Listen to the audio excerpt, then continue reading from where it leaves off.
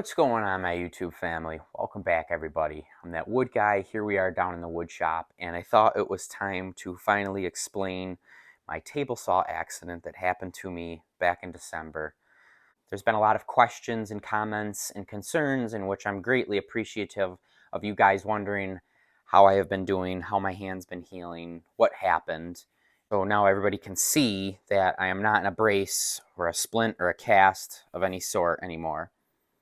So back in December, I had a table saw accident, and it wasn't actually on this particular table saw. It was outside in my contractor's table saw, and I was running 12-foot long rough cut pine, 3 inches wide, and my left hand had slipped off the board, how grazed the top of my pinky. And I say grazed as in the sense of obviously the pinky is still here.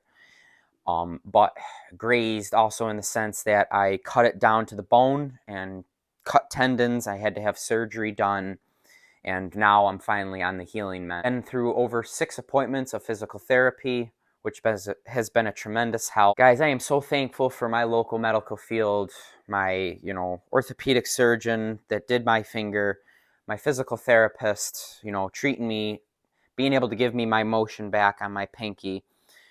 It has come a long way. So I am okay. I'm using it now. I need to be careful with it. So in the long run, I'm very lucky, and I learned many things from this.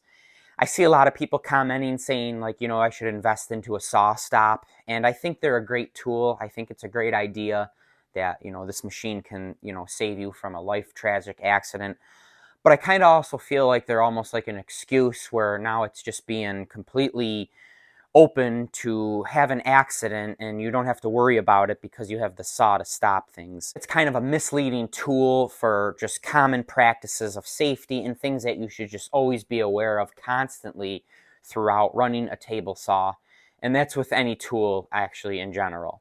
Running table saws for 15 years, and complacency kills. It's basically the only excuse for it.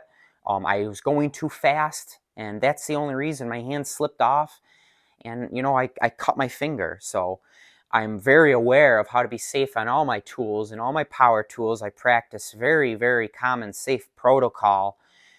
And I've been doing it for long enough where I felt confident. But, confidence can also get you into trouble. So it's good to be scared, and it's good to be aware. And I'm grateful that I have my pinky finger still. The accident happened, and it was basically because of complacency. So whatever you're doing out there, whether it is even in woodworking, it's out there in the logging field, in the firewood field, working with heavy equipment, working with dangerous tools, be careful and take your time. Rushing through things can literally, put you into a serious injury like this, or even worse, take your life. So don't ever rush through anything. So you guys can see here my wound of how it's been healing, which I'm super grateful for. It's come a long way from this.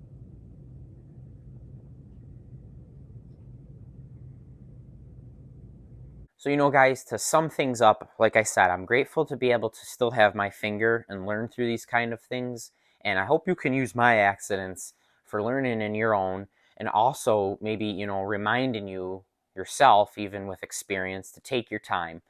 Because when you're rushing, it gets you into trouble, and that's what happened to me. I wanted to quick explain how things are going. My finger has come such a long way, and I'm so happy to be able to have that functioning back. My firewood is still going in full force, guys. I've kind of took a break from displaying that on YouTube because, honestly, there's so much of it out there, and, I wanted to display something with a lot more skill, such as, showing the woodworking down here in my wood shop.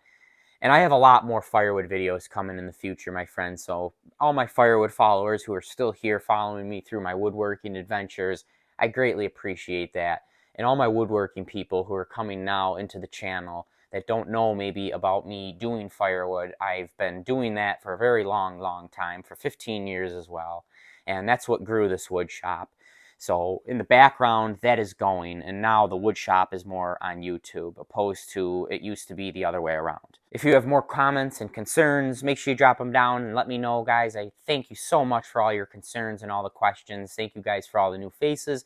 I hope you guys have enjoyed it, and for now, be good, be kind to each other, my friends, because it's extremely hard at times, and we'll catch you guys on the next one. See you later, everybody.